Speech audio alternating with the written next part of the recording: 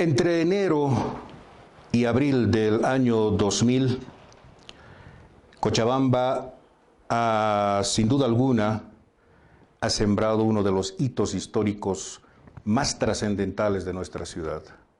Pero no solamente a nivel departamental, sino también a nivel nacional. ¿Acaso haya sido un parteaguas determinante para transformar una serie de aspectos importantes, entre ellos, indudablemente, la lucha social desde la ciudadanía? Pero también el tema político. Indudablemente se ha vislumbrado nuevos derroteros, nuevas formas de ejercer la lucha social, la lucha ciudadana desde Cochabamba para irradiar a toda Bolivia. Entre estos meses, enero y abril, ha habido una transformación importantísima en nuestra ciudad. Hubo un hito histórico, como dije anteriormente, acaso el más determinante a nivel nacional. Seguramente los que pertenecemos a esa generación tenemos ese hito histórico trascendental. Y creo que esto vale la pena mencionarlo porque va a referirse también a estas nuevas generaciones. El pasado abril de 2023 se han cumplido 23 años de la Guerra del Agua. Un hecho trascendental, como dije anteriormente, y para este noveno episodio de podcast Los Tiempos Digital, he querido convocarlo a uno de los personajes clave, acaso una de las caras más visibles y determinantes también en la Guerra del Agua, don Óscar Olivera. Con él vamos a dialogar, nos vamos a aproximar a estos 40 minutos relativamente cortos o largos para un poco escudriñar estos temas tan fundamentales que han sido determinantes para entender un poco la coyuntura política actual.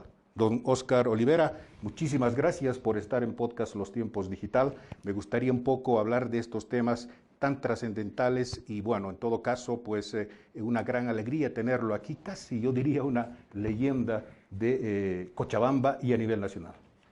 Bueno, muchas gracias, Udi. Muy buenas tardes, buenas noches, buenos días a los que ven este programa, este podcast, ahora tan importante en las redes sociales, este espacio para poder expresar nuestros pensamientos y un poco recuperar la historia, la memoria histórica de nuestro pueblo.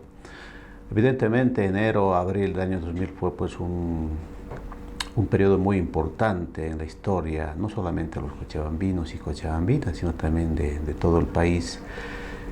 Y este hecho histórico pues, tuvo una repercusión inclusive mundial. Yo tuve el privilegio, diría así, de visitar muchísimos países, yo creo que una treintena de países, más de 100 ciudades en todo el mundo, para contar esta historia que también seguramente de manera muy resumida la haremos acá.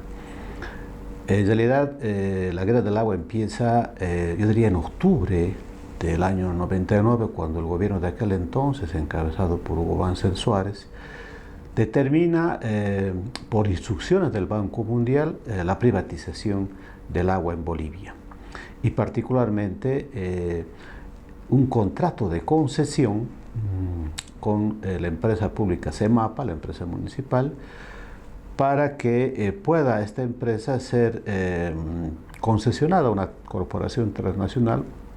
Bechtel está una empresa poderosísima ligada a la familia Bush particularmente, y una ley de aguas que en realidad privatizaba todo lo que significaba, incluyendo el agua de la lluvia. Y eso es cierto, ¿no?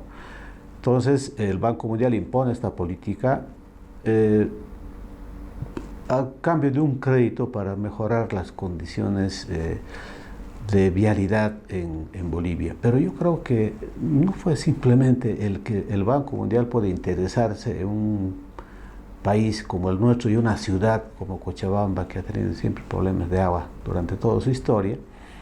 Yo creo que más que todo la privatización del agua significó una especie de laboratorio de estos organismos financieros internacionales, de las corporaciones transnacionales, para poder estudiar el comportamiento social, el comportamiento de los políticos, el comportamiento de la economía y de lo que va a significar para el Banco Mundial esta privatización del agua. para mí básicamente fue eso, como fue el 21060 en 1985 con Víctor Paz Extensor, un laboratorio que después en muchos libros, textos y también conocidos economistas dijeron que evidentemente en Bolivia se había experimentado esta implementación de políticas neoliberales, llamadas así, para ver qué es lo que pasaba con la sociedad y poder aprender de este laboratorio para poder implementar en otros lugares.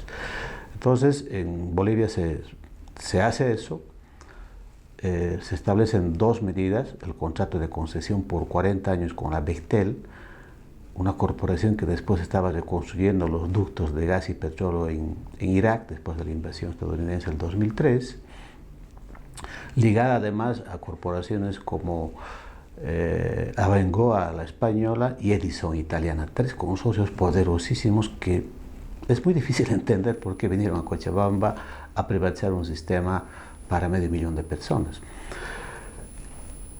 Lo más importante de aquella época fue que los que alertaron las consecuencias que iba a traer la privatización del agua en Cochabamba y en Bolivia fueron los compañeros regantes de la Federación Departamental Cochabambinas Regantes, la FEDECOR, y el Comité de Defensa del Agua y la Economía Familiar, un comité urbano compuesto por ambientalistas, abogados, economistas y algunas cooperativas urbanas que empezaron a estudiar el contrato de concesión y la Ley de Aguas 2029, y de esa manera empezaron los compañeros a visitar diferentes instituciones, entre ellas la Federación de Familias, en la cual yo era el principal dirigente en aquel entonces, para comentar las consecuencias que iban a traer. Esas consecuencias básicamente se referían, claro, resumidas, más de, yo diría, casi 500 artículos entre el contrato de concesión y la ley de aguas. Les pedimos a los compañeros que deberían poner en una octavilla los 5 puntos que a la gente le afectaba con la privatización del agua. Y entre esos puntos estaba obviamente que se implementaba una política donde el dueño absoluto de la decisión sobre el destino y el disfrute del agua era el superintendente en aquel tiempo, el señor Usín, ni siquiera el presidente de la República. Un sistema de superintendencia que fue impuesto también por el Banco Mundial como una especie de supraministerios que finalmente decidían todos. Había superintendencia de hidrocarburos, de telecomunicaciones, etcétera, etcétera. Y en realidad era una estructura institucional dominada por el Banco Mundial que definía al margen del Estado, es decir, el Estado boliviano perdía la soberanía sobre la decisión de las cosas más importantes en este país, la economía, los recursos naturales, etcétera, etcétera. Entonces, ese era uno de los primeros elementos. Segundo, se entregaba a la empresa, había la posibilidad de entregar a empresas privadas áreas de concesión donde estas empresas eran dueñas absolutas de la gestión del agua, del uso y el destino del agua para todo tipo de uso. Es decir, las personas, las comunidades, las pequeñas cooperativas, inclusive las empresas estatales, dejaban de operar como tal y eran estas grandes corporaciones las que operaban.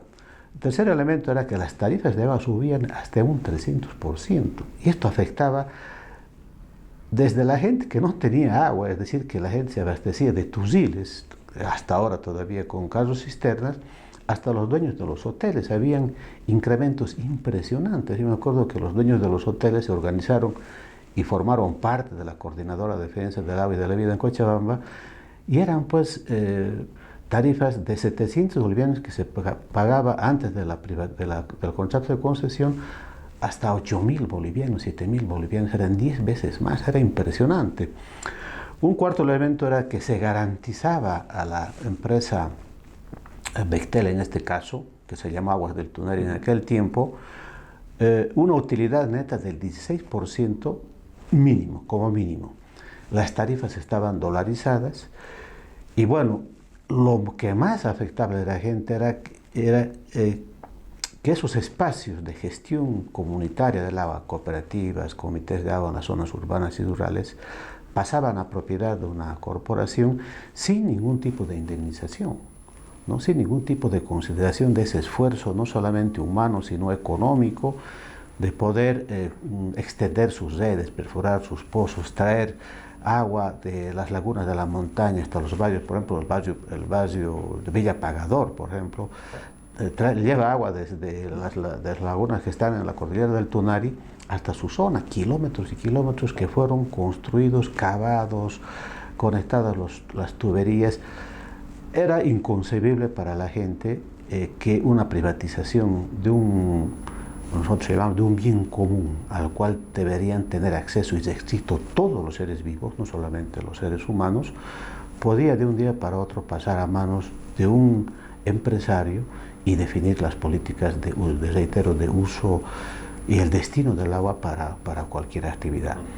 Entonces, eso no se concebía en el pensamiento de la gente, ¿no? Particularmente estos sistemas comunitarios que no surgieron a partir del 21060 con el abandono del Estado, como dicen muchos, sino más bien que eran sistemas comunitarios, particularmente en el área rural, de una historia ancestral enorme. Entonces, yo creo que aquí en ese momento hubo una especie de confrontación entre dos concepciones del agua. El agua, desde la perspectiva del Banco Mundial y de las grandes corporaciones, como una mercancía, y desde la perspectiva de las comunidades rurales, fundamentalmente los comités periurbanos, del agua como un bien común, reitero, de acceso irrestricto a todos los seres vivos. Creo que esa visión de la vida, del agua, que después se convirtió en una visión de la vida, es que significó la creación de una forma organizativa llamada la Coordinadora de Defensa del Agua y de la Vida, donde se incorporaron todos los habitantes de Cochabamba, yo diría casi sin excepción. Y también a nivel nacional, ¿no? Obviamente.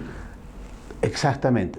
Yo me acuerdo que después que la coordinadora tuvo éxito en su lucha contra la privatización del agua y retrocedió el gobierno, la palabra coordinadora era una palabra que significaba temor entre los gobernantes, y empezaron a formarse coordinadoras de la luz, coordinadoras de la basura, etcétera, etcétera. Aquí quiero hacer énfasis en algo que me parece fundamental. Al inicio dije que la guerra del agua y obviamente todo este trabajo importante a nivel departamental fue un parteaguas, un antes y un después, por múltiples razones, no solamente desde el punto de vista de la defensa del agua, o un bien, digamos, universal, en este caso a nivel nacional o departamental, que aglutinaba una necesidad humana definitivamente. No solamente eso, pero sobre todas las cosas, los movimientos sociales ciudadanos. Yo creo que uno de los temas más trascendentales fue ese tema, el tema de los movimientos sociales y ciudadanos. Mi pregunta es la siguiente: ¿dónde cree usted que yace ese punto de inflexión? ¿Cómo estaba vinculada la ciudadanía, la lucha social, los fabriles, los trabajadores, antes de la guerra del agua y después? ¿Qué fue ese detonante para que se reestructurara un poco el mapa social y ciudadano, no solamente de Cochabamba, sino también a nivel nacional? Yo he tenido la oportunidad de vivir dos mundos que yo llamo siempre. Para mí, todo lo que está a nuestro alrededor es un mundo del trabajo, porque todos somos trabajadores. Yo participé en el viejo mundo del trabajo con un sindicalismo absolutamente vigoroso, con un horizonte político muy nítido, ¿no?, a la cabeza de Juan Lechín Oquén durante muchísimos años. Yo fui parte de esa estructura sindical vigorosa, fuerte, clara, con una identidad absolutamente reconocida en sí misma. Y el nuevo mundo del trabajo, donde a partir de 1985, con el 21060, se desmorona esa estructura sindical poderosa, particularmente a la cabeza de los mineros y fabriles, y deja de existir en este país un instrumento social que le permita seguir luchando por sus propias reivindicaciones. Recordemos que la COP fue un instrumento al cual los partidos políticos seguían, se cobijaban dentro de la COP, y no como ahora, donde es la COP la que se tiene que incorporar a una estructura partidaria gubernamental de una manera absolutamente vergonzosa, ¿no? Entonces, para mí, la Guerra del Agua confluyeron estos dos mundos. Un mundo del trabajo de sindicalistas que fueron dispersados por la deslocalización, donde ya no existía una estructura sindical vigorosa. Los fabriles prácticamente en la Guerra del Agua no participamos de una manera masiva. Fueron los vecinos y los campesinos que fueron a sacar a los fabriles de las fábricas para que puedan bloquear, para que puedan participar en la Guerra del Agua, ¿no? Pero entonces, para mí, esa dispersión de ese movimiento sindical del viejo mundo del trabajo fue el que un poco aparece en los comités de aguas baseales, con los mineros delocalizados, los fabriles delocalizados, en el Chapare, mineros delocalizados con el movimiento cocalero. Y estas nuevas formas organizativas periurbanas de comités de agua, de sistemas comunitarios que también aparecen como parte del nuevo mundo del trabajo. Y en Bolivia en realidad no existe un referente confiable en el cual la gente pueda decir, este es mi instrumento en el cual yo puedo confiar y puedo incorporarme a luchar por algo, ¿no? 15 años que el pueblo deja tener un instrumento como la COP, y es a partir de la temática del agua que yo creo que con esta confluencia de varios sectores, yo digo, la columna vertebral, los regantes que tienen una clarísima y nítida concepción sobre lo que significa el agua y la gestión comunitaria del agua, una gestión donde estos espacios de los comités y cooperativas se convierten en una especie de poder popular, es decir, al comité no entra nadie, no entra el Estado, es la gente que de manera democrática, transparente y participativa determina el destino del agua, y el agua no es conceptuada como una mercancía. Ese para mí fue la columna vertebral. Una segunda columna fueron las cooperativas de aguas de las zonas periurbanas y los comités de aguas aglutinados en el Comité de Defensa del Agua y la Economía Familiar, que conjuntamente profesionales, intelectuales, activistas citadinos establecen una especie de traducción de ese lenguaje difícil de la ley y del contrato de concesión y lo ponen a disposición de la gente para decir, esto va a afectar a la gente. Un tercer elemento, yo diría, fueron los cocaleros, a la cabeza de Evo Morales en aquel tiempo, donde esa lucha permanente contra la erradicación de la hoja de coca sirvió mucho como ejemplo de valentía y de decisión para enfrentar a la policía y al ejército. Y muchos decían, ¿qué tienen que ver los cocaleros del Chapare en Cochabamba? Los cocaleros del Chapare, sus viviendas urbanas, sus familias están en las zonas periurbanas. Ellos trabajan en el Chaco y las familias en Cochabamba. Y un cuarto elemento que yo diría fue la Federación de Fabriles.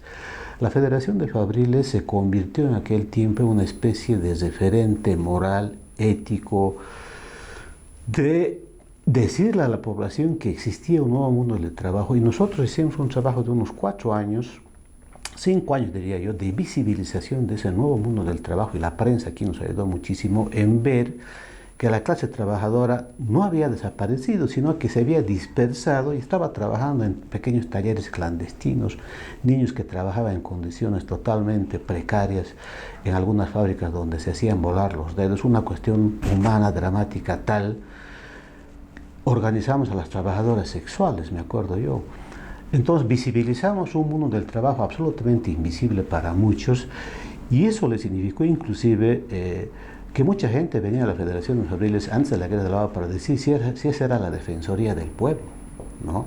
Porque acogíamos y visibilizábamos y defendíamos y protegíamos y apoyábamos la lucha de muchos sectores, y la Federación se convirtió en algo creíble, y es por eso que los regantes, los cocaleros y la CODEF se acercaron a la Federación de Fabriles para decir si nosotros podíamos formar parte de la coordinadora, porque la voz fabril fue una voz que convocaba, porque era una voz que la gente creía.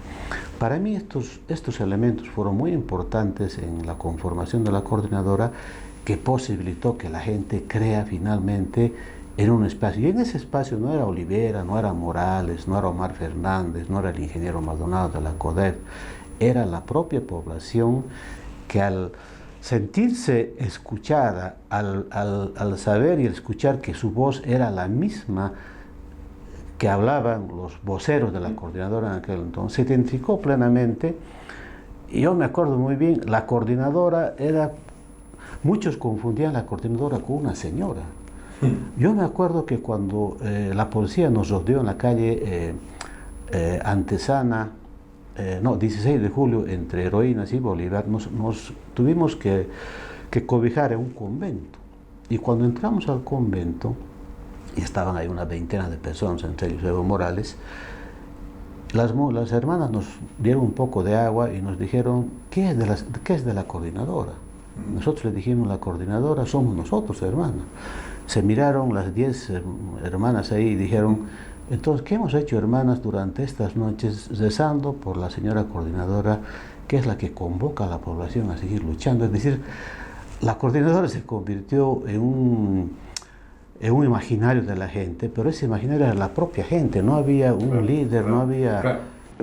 ¿Acaso, y perdón que le corte, acaso aquí quiero enfatizar en lo siguiente, es decir, había un hecho histórico brutalmente trascendental en Cochabamba, pero también había esa otra parte que usted menciona, casi, yo diría, poética del asunto, en el mejor sentido de la palabra, es decir, no existía, digamos, un ente coordinador, un liderazgo único frente a las reivindicaciones del pueblo. Es decir, yo me atrevería a decir que hubo una especie de toma de poder, ¿no? Toma de poder ciudadana frente a, digamos, a esa trayectoria casi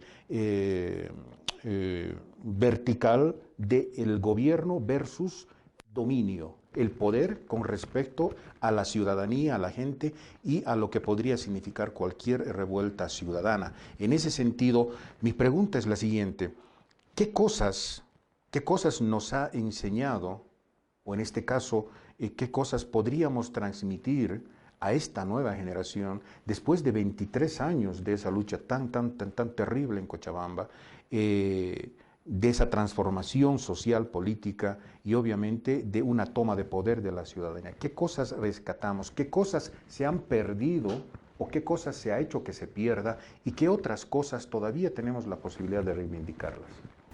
Yo creo que la Guerra del Agua, en el transcurso de su desarrollo, finalmente tuvo una serie de dimensiones, yo llamo así. Una dimensión, primero, organizativa, es decir, la gente se dotó a sí misma de una forma organizativa en la que estaba harta de esas formas y esas estructuras organizacionales de la sociedad civil absolutamente verticales, autoritarias, jerárquicas, donde había un presidente y era el que tomaba las decisiones. La coordinadora fue una forma organizativa absolutamente horizontal, participativa. No habían presidentes, simplemente habían voceros que fueron, en algunas veces, varios fueron revocados de su mandato y sujeta además a una rendición de cuentas permanente en la plaza principal, en los grandes cabildos y en las grandes asambleas de los barrios y de las comunidades. Para mí esa forma de organización fue donde la gente no necesitaba pertenecer a ningún tipo de institucionalidad y simplemente como ciudadano podía expresar su ira, su indignación, pero también su propuesta. Fue algo muy importante, pero que además esa forma organizativa, al ser una fuerza social que venía de abajo, no solamente era la que opinaba, deliberaba, sino decidía y ejecutaba. Es decir, no era el presidente de la organización el que decidía se va a hacer y el presidente después se iba a otra parte y la gente tenía que cumplir. No, era la gente la que decidía y la gente era la que ejecutaba. Para mí fue una dimensión importante. Además el nombre mismo, coordinadora, podría ser, digamos, un comité, pero era la coordinadora. Era prácticamente ese trabajo casi literal, solamente de coordinar, ¿no? De articular, ¿no? Como le digo, estaban desde los dueños de los hoteles de la zona norte hasta la gente sin agua de la zona sur en la coordinadora, de este a oeste, de norte a sur. Segundo elemento fue para mí que la Guerra del Agua posibilitó una recuperación de esa visión andina de lo que significa el agua, de lo que significa la vida, de lo que significa el territorio. En el fondo, la Guerra del Agua fue una defensa del territorio, es decir, en este territorio vivimos los cochabambinos y cochabambinas, es decir, los cochalas, y no vamos a permitir que alguien venga a decir cómo vamos a vivir y en qué condiciones van a vivir. No vamos a aceptar. Fue una recuperación de esa identidad y ese orgullo de la cochabambinidad, de decir aquí los cochabambinos decidimos nuestro presente, nuestro futuro y nuestro destino. Entonces, y además el agua, reitero una vez más, como un bien común, no como una mercancía, ¿no? Pero ante todo, también la Guerra del Agua tuvo una dimensión democrática. Para mí fue una lucha por la democracia, es decir, democracia en términos bien simples es quién decide. ¿El pueblo decide o deciden unos cuantos políticos y empresarios? En este caso concreto del agua, pues la gente tenía que decidir. Y para mí, la democracia realmente en los últimos días de abril, entre el 4 y el 12 de abril, la gente recuperó efectivamente en la práctica, y yo siempre digo, saborearon los jóvenes de aquella época y los ya mayores de aquella época también, saboreamos lo que finalmente significa la soberanía del pueblo, lo que dicen los artículos 1 de todas las constituciones en todo el mundo, que la soberanía reside en el pueblo, y esa soberanía del pueblo se la recuperó en la Guerra del Agua porque el pueblo decidió. Correcto. ¿No? Y es más, el pueblo sobrepasó, yo diría, las estructuras estatales para establecer una especie de gobierno popular durante 8 días acá. Muchos compararon con la Comuna de París. Es decir, el pueblo tuvo la capacidad de simplemente su indignación, pero esta indignación además en la cual nos ayudaron mucho los gobernantes, como el día de hoy, ¿no? Donde los gobernantes desprecian, ignoran y desprecian al pueblo, lo insultan, lo agreden. Es como si el pueblo no existiera, y esa indignación se convirtió en una fuerza poderosa que permitió justamente contar con esa arma, contar unos cuantos palos y piedras, y derrotamos a la policía, al ejército, al Banco Mundial, a la corporación Bechtel y a los políticos. Yo me acuerdo que el 9 de abril, el día de la revolución del aniversario del 52, la gente ocupó la sede de los partidos políticos y expulsaron a los políticos de sus sedes partidarias, a todos los partidos políticos sin excepción. El prefecto de aquel entonces, el señor Galindo, renunció. El alcalde Manfred Reyes Villas pasó a la clandestinidad. El ejército en sus cuarteles y la policía también, quienes tenían que pedir permiso a la población para poder ir a sus casas. Es decir, el estado de sitio en aquel tiempo se convirtió más bien en una especie de estado popular que ocupó Cochabamba, y la voluntad del pueblo se ejercitaba en las calles y en los caminos. Fue una lucha democrática de tremenda dimensión que fue estudiada por muchas, entre ellos la Harvard. Yo tengo un estudio de la Harvard que establece que la Guerra del Agua tuvo una de las grandes virtudes de contar con un liderazgo colectivo absolutamente correcto. Harvard lo dice. Acá nadie estudia eso. Y finalmente la Guerra del Agua tuvo una dimensión política para mí, en sentido de que la política ya no se convierte como un ejercicio de ir a votar cada 5 años o ir detrás de algún caudillo o algún líder. La política en Cochabamba se convirtió en, como siempre hemos dicho, en ponernos de pie, mirarnos a los ojos y decir qué hacemos para cambiar nuestras vidas. Y la única forma de cambiar nuestras vidas es asumiendo la responsabilidad nuestra en nuestras manos y cambiar las cosas. Para mí esas dimensiones tuvo la Guerra del Agua, y yo considero que el verdadero poder, y además entiendo una cosa la gente, que el agua significa poder. Quien tiene el agua bajo, digamos, su control, entre comillas, o sea, gestiona el agua, tiene el poder. Los poderosos, las grandes corporaciones tienen donde tienen el agua, estamos viendo entre Israel y Palestina, por ejemplo, para dar un ejemplo de muchos que hay en el mundo. Quien tiene el agua tiene el poder para dominar, para subordinar a poblaciones. Pero si la gente tiene el agua en su poder, es un poder que puede construir, que puede generar democracia, participación, justicia social, transparencia. Y esa disputa por el agua en el fondo es una disputa por el poder. Hay un pasaje, yo diría que es uno de los determinantes desde mi punto de vista, es un punto de inflexión, acaso ese quiebre y determinante para que pues prácticamente la Plaza 14 de septiembre y gran parte de la ciudad se convirtiera prácticamente en un campo de batalla, de resistencia pura y dura de los ciudadanos. Y es cuando, pues, juntamente con usted, varios líderes, en este caso el ex alcalde en su momento, el ex prefecto, quedan a merced de la policía, es decir, los detienen a todos ellos.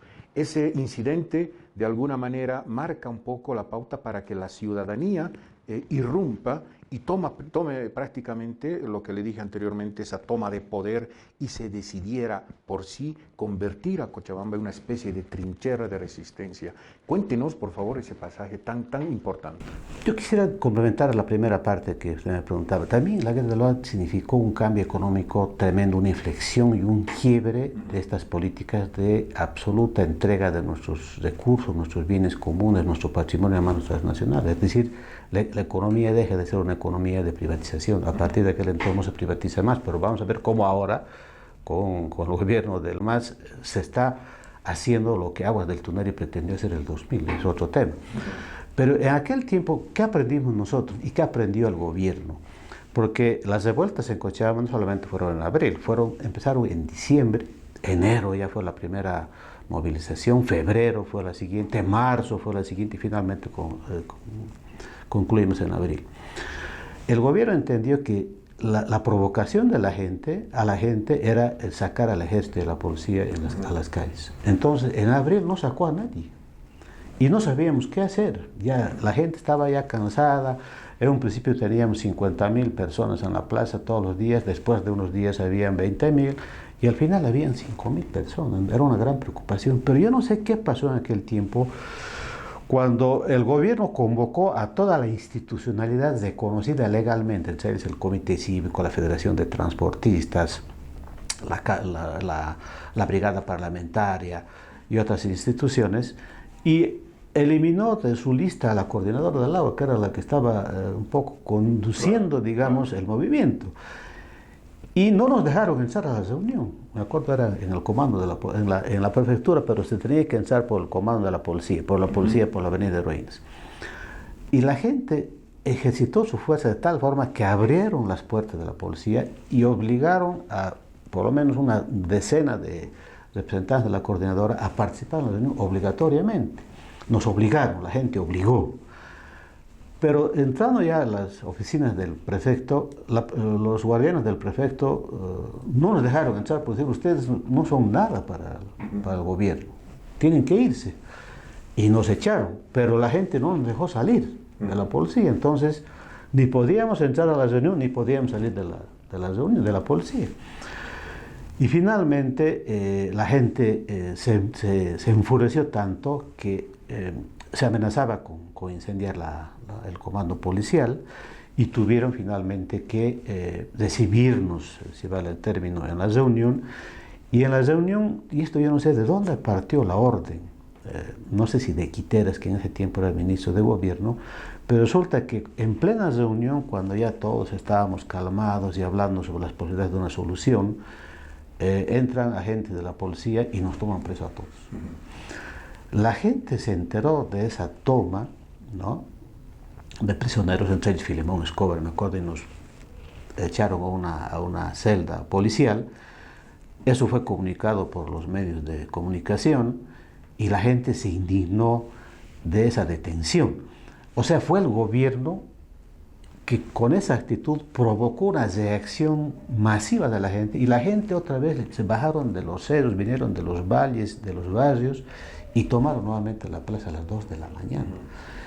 Para mí ese fue el momento en que el gobierno nos dio una gran ayuda en hacer que la gente reaccione de manera indignada frente a la actitud hostil, provocativa, agresiva del gobierno en este conflicto. Entonces, para mí fue un error grave, porque el movimiento evidentemente estaba...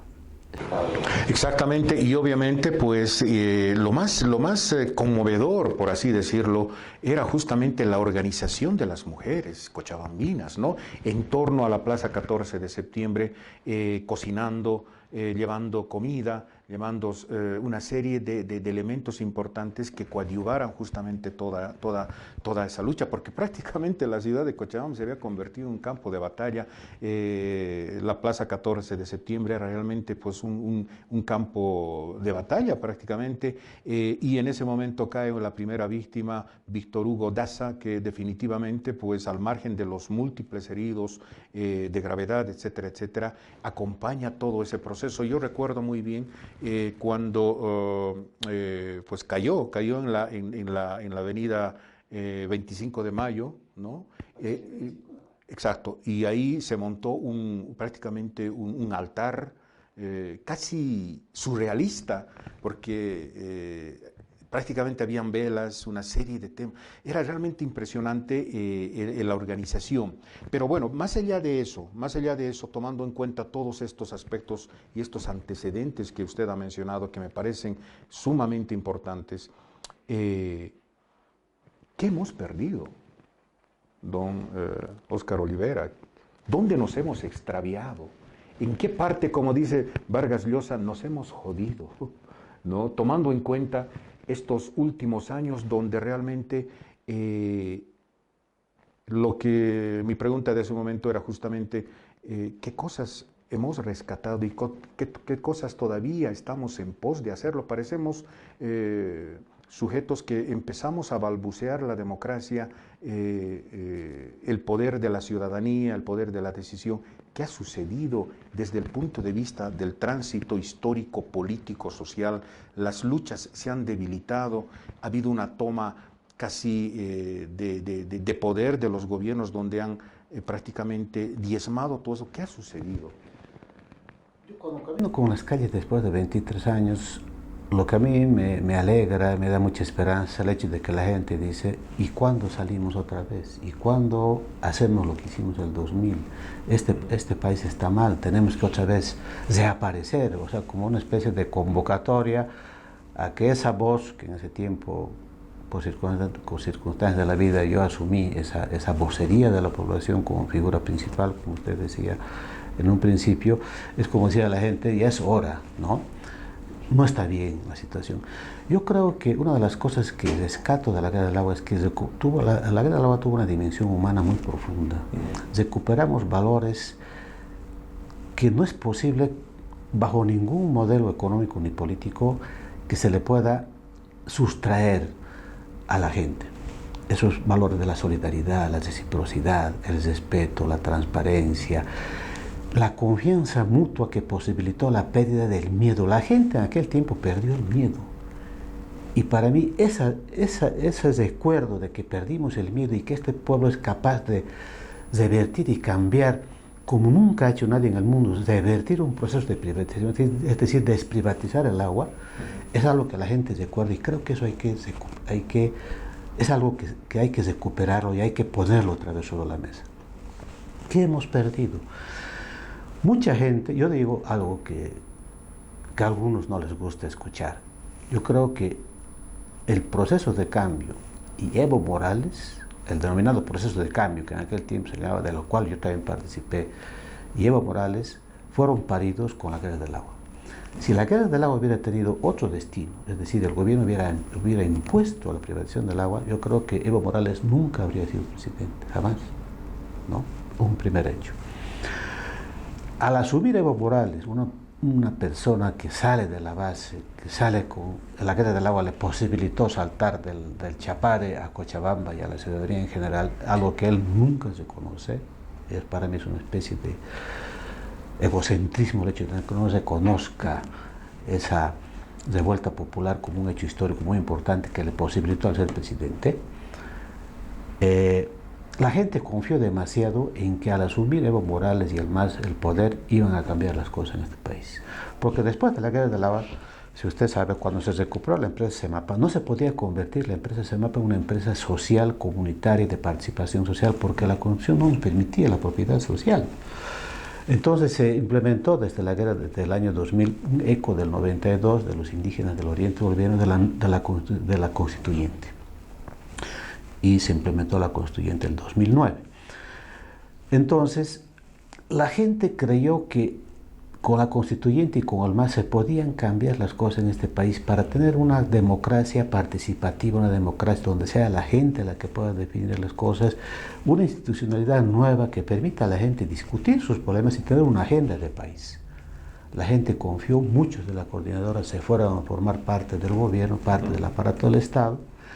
Y Morales siempre, yo me acuerdo que decía, cuando nosotros propusimos una nueva constitución política del Estado, que teníamos una propuesta de nueva constitución política del Estado, me acuerdo el año 2003, cuando hubo este cambio muy rápido de presidentes, primero estuvo Vaca 10, después estuvo el presidente de la Cámara de Diputados, y finalmente recayó en mesa la situación, y no, recayó en el presidente de la Corte Suprema de Justicia en aquel tiempo, Rodríguez Belcé, y él adelantó la convocatoria de elecciones, ¿no es cierto? En ese tiempo, después de eso, obviamente, en ese tiempo, la gente tenía una propuesta de constitución. Me acuerdo que vamos a decir, este borrador de constitución no va, porque nosotros estando en el gobierno la vamos a hacer mejor.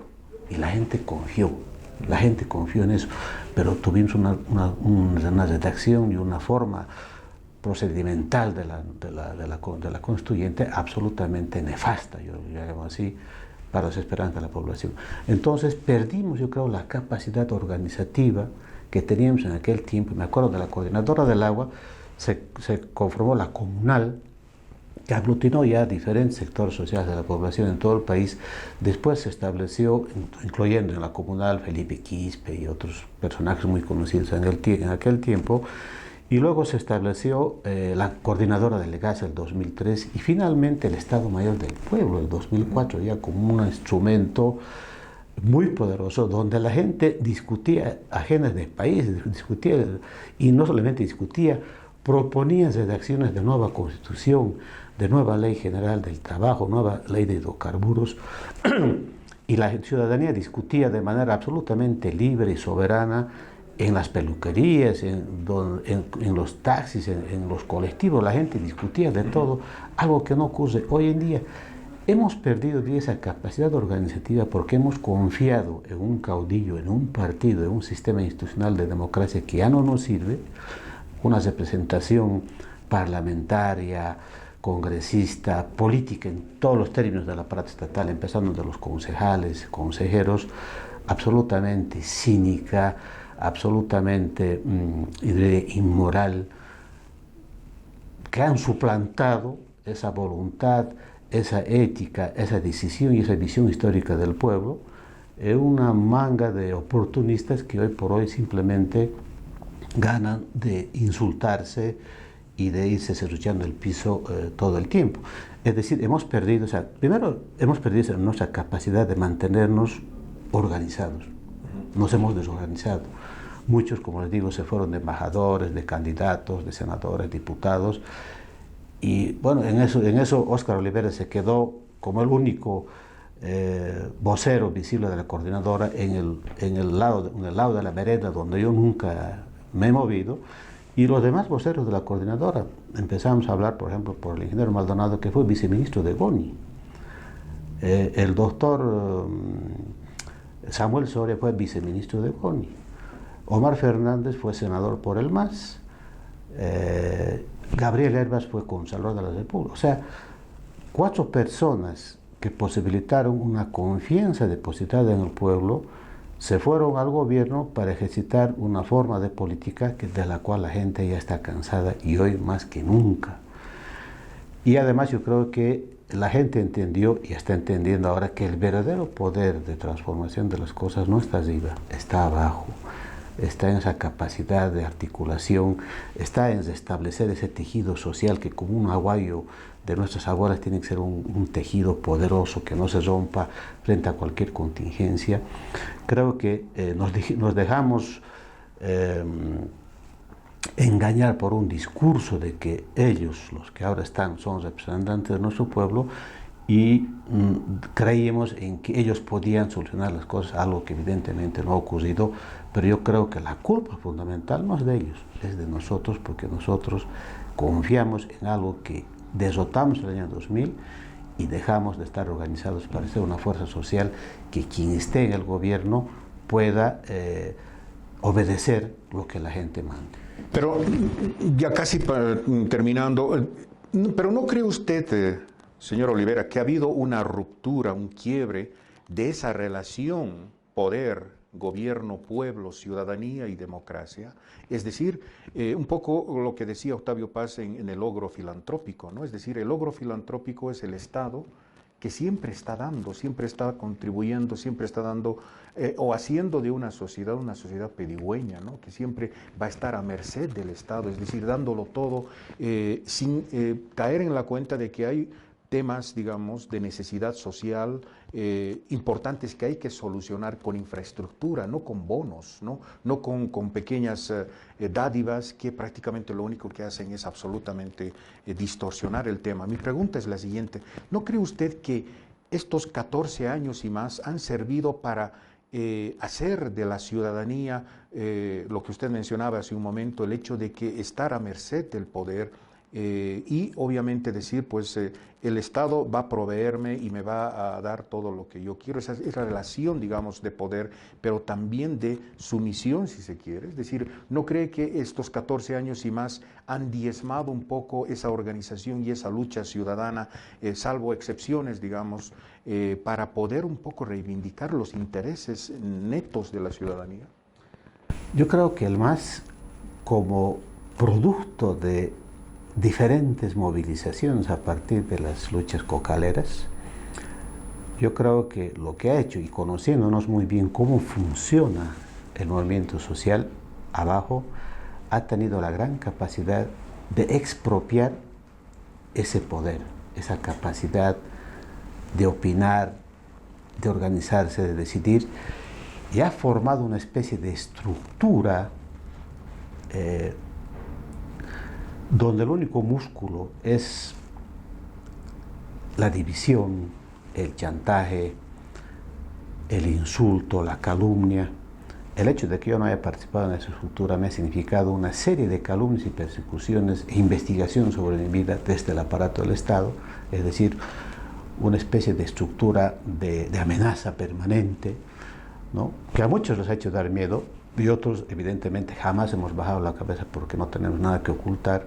Nos han inventado inclusive cosas que definitivamente no vienen al caso contar, pero yo creo que ha tenido la capacidad del MAS de expropiar esa capacidad, esa potencia de la gente, no solamente en su organización, sino en su propia visión. O sea, es decir, le ha inculcado de manera absolutamente demagógica una visión del país y del mundo que es totalmente impuesta. Para mí, yo lo llamo impostores, definitivamente. ¿Usted cree que el Estado plurinacional es un Estado fallido?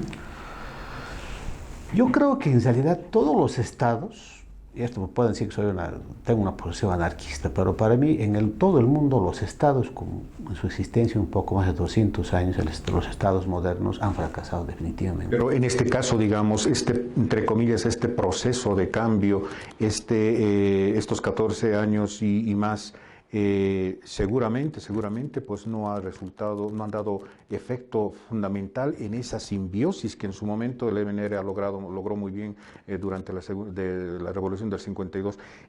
¿Usted cree que ha habido un fracaso en ese sentido de poder reivindicar todas las aspiraciones sociales? Totalmente, porque yo creo que ha habido desde el aparato del Estado, desde el MAS, una visión de que el poder tiene que recaer en un caudillo. Es decir, el poder no está en el pueblo, el poder está en el caudillo. Y yo me acuerdo muy bien, en la Guerra del Agua decíamos, sin partidos, sin patrones y sin caudillos. Es decir, el pueblo organizado se moviliza y cambia las cosas, ¿no? Yo creo que a partir de esa visión absolutamente personalista, yo me acuerdo cuando alguien decía, si el 2005, en diciembre, la prensa me llamó y me dijo si yo estaba alegre porque había triunfado Morales en las elecciones. Le dije que no estuve alegre, estuve preocupado. ¿Y por qué? Me dijeron, porque yo decía, si Evo Morales implementa como política de Estado lo que él es como persona, dije, estamos arruinados. Y creo que el tiempo me dio la razón. Exacto. Me parece muy bien. Ahora, finalmente, es que yo creo que 40 minutos seguramente tendríamos varias horas dialogando sobre este tema, pero quiero caer en algo que me parece fundamental. Don Óscar Olivera, si bien ha sido la cara más visible, más yo diría importante y determinante entre lo que ha significado la Guerra del Agua, la coordinadora, etcétera, etcétera, cumplió su trabajo, cumplió el hecho de ser un articulador importante, y desde esa época pues desapareció del mapa político. Es decir, un bajo perfil, cosa que creo que es fundamentalmente positiva, sobre todo en estos últimos 14 años, donde prácticamente la politiquería ha adoptado una serie de posiciones bastante distorsionadas del ejercicio político mismo y del concepto de hacer política. Don Óscar Olivera, sabemos perfectamente que está un poco alejado de esto que significa la política, y obviamente creo o quiero creer que eso ha sido absolutamente adrede, voluntario. A estas alturas del partido, después de 23 años de la Guerra del Agua, ¿cómo vive Óscar Olivera? ¿Qué hace? ¿Ve la cosa de una manera romántica, de una manera casi, yo diría, sensible? El hecho de poder equiparar esas dos temporalidades, ¿no?, de esas jornadas memorables de la Guerra del Agua con la de ahora. ¿Cuál es la esperanza y la visión que tiene? Óscar Olivera siempre buscó ser un ciudadano común. Cuando a mí me ofrecieron la posibilidad de incursionar en la política, en esta política que yo no creo en absoluto y nunca he creído, ni he votado en la vida como persona, como ciudadano de este país, yo dije que los políticos, no solamente en Bolivia, en todo el mundo, son personajes que tienen una serie de privilegios y se alejan del pueblo justamente por esos privilegios. Coches raibanizados, blindados, guardaespaldas, secretarias, un buen estipendio, seguro social privado, una vejez asegurada por su nivel de ingresos. Y cuando uno asume, cuando uno se aleja del pueblo, pierde absolutamente el contacto, la visión y el sentimiento que tiene la población frente a su realidad. Óscar Olivera puede mirar hoy de frente a cualquier ciudadano porque jamás tuvo privilegios y fue un ciudadano común. Hoy soy eso, soy un ciudadano común que nunca he querido meter en este tipo de política y más bien he sido el impulsor de una creación de una otra política y otra democracia, la democracia de la coordinadora y la concepción de la política de la coordinadora, en el sentido de que la política no tiene que ser el ir detrás de un caudillo, de un partido, de un patrón, sino que la política tiene que convertirse en una acción colectiva de la gente para cambiar las cosas. Y Óscar Olivera está trabajando en eso. Óscar Olivera y un puñado de gente hemos entendido de que hay que volver a las raíces del pueblo para reconstruir todo lo que habíamos hecho durante muchísimos años. Yo tengo 68 años, en la Guerra del Agua tenía 45 años y durante toda mi vida he sido un organizador. Y esa organización, ese tejido social hoy está destruido, está desmantelado y hay que volver a tejer. Y lo vamos a tejer empezando de abajo, hilando nuevamente abajo con las comunidades, con los niños, con los estudiantes que están recuperando su memoria histórica.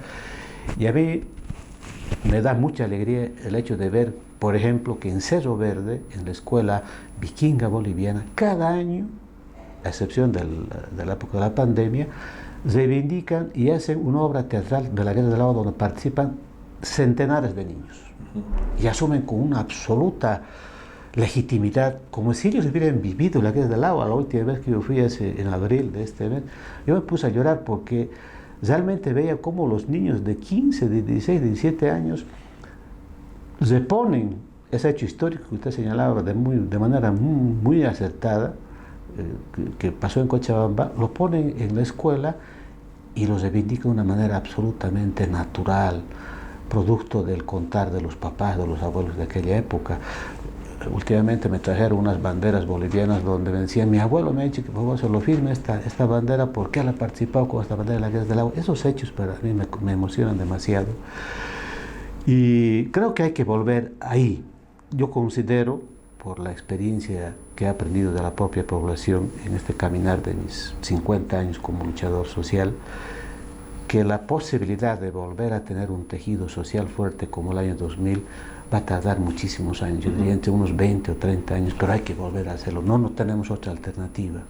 Si no, vamos a estar nuevamente dominados, no solamente por los ególatras, por los tecnócratas, por los políticos, sino también por el narcotráfico, definitivamente, ¿no?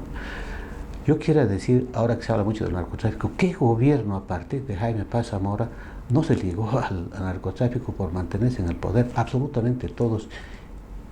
y saben, y está en la conciencia de muchos de los gobernantes que han pasado a partir de aquella época, que tuvieron que utilizar a estos espacios para mantenerse en el poder.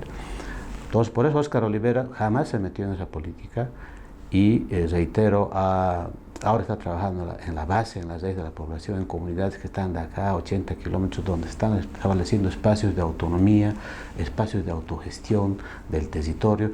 Es decir, lo que hicimos en la Guerra del Agua, Óscar Olivera y un puñado de personas lo estamos haciendo en espacios pequeños para que un día, no muy lejano, 20, 30 años, donde quizás yo ya no viva, esos pequeños espacios de autonomía, como fue la coordinadora, puedan volver a unirse y establecer un verdadero poder popular que permita definitivamente aprender todo lo que hemos vivido y cambiar para siempre nuestra situación con absoluta dignidad. Yo tengo la esperanza en el pueblo, y particularmente en el pueblo de Cochabamba, un pueblo valiente que nos ha enseñado a las heroínas de la Coronilla, don Esteban Arce, don Alejo Calatayud, y en este último tiempo las anónimas mujeres de la Coordinadora del Agua, que fueron los pilares fundamentales para poner freno a un modelo político y un modelo económico de saqueo y de despojo, no solamente del saqueo y despojo de nuestros bienes materiales, sino también de nuestra dignidad. Y hay que recuperar eso. Yo tengo la firme esperanza de que eso es posible, porque ya lo hemos hecho y tenemos la responsabilidad de volver a hacerlo. En estos 40 minutos y más hemos querido un poco reflejar y acaso también pues poco rememorar y recordar todo lo que significó en su momento la Guerra del Agua, la coordinadora, esas jornadas memorables desde enero hasta abril del año 2000, importantísimas para toda esa generación que indudablemente recuerda y todavía, como decía señor Olivera, pues está con mucho apronte para poder reivindicar siempre lo que nos puede hacer comunes a todos, una necesidad. Después de 23 años de lucha en ese momento, Cochabamba todavía carece de agua. Hay muchos sectores, la zona sur, donde no tienen agua, y creo que la reivindicación por esta necesidad del agua siempre va a ser constante. Don Óscar Olivera en el 2001 ha recibido el premio Goldman justamente por estas jornadas tan importantes, y creo que de eso se trata, de poder reflejar a través de estas tecnologías todo lo que significó en su momento la Guerra del Agua, la organización. Pero más allá de eso, yo creo que lo más importante de todo es reflejar a estas nuevas generaciones que hubo un hito histórico en Cochabamba, acaso importantísimo, para que todas esas jornadas también posteriores vean como una especie de retrovisor a esas jornadas de la lucha por el agua en Cochabamba. A partir de esa instancia, indudablemente, todo lo que vino después hasta ahora tienen un hilo conductor, un tronco común que se llama la Guerra del Agua, don Óscar Olivera y otras personas más. Muchísimas gracias a ustedes por estar en este podcast Los Tiempos Digital. Invitarlos indudablemente a que nos sigan en www.lostiempos.com, en Spotify y en nuestras plataformas. Don Óscar Olivera, estoy absolutamente agradecido por este diálogo tan fraterno y tan honesto, sobre todo a la gente. Muchísimas gracias por estar acá. No, pues a ustedes las gracias, y decir que estas nuevas generaciones ahora están estableciendo un espacio otra vez de coordinación, de articulación en Cochabamba, que se llama Yakutantanaku. Ya Los Tiempos nos ha dado una cobertura muy importante el momento en que lanzamos un manifiesto, y prontamente apareceremos para incorporarnos otra vez en esa lucha por la Yasta, por Cochabamba, porque ahora no solamente es el tema del agua, es el tema de los avasallamientos, es el tema de la contaminación de nuestros ríos, de nuestros lagos, es el tema del cambio climático, problemas a los cuales tenemos los cochabambinos y cochabambinas que enfrentar, resistir para reexistir. Exactamente, pues en todo caso a ustedes también les reiteramos nuestro agradecimiento. Los esperamos en nuestro próximo podcast Los Tiempos Digital. Mientras tanto, un gran abrazo y hasta entonces.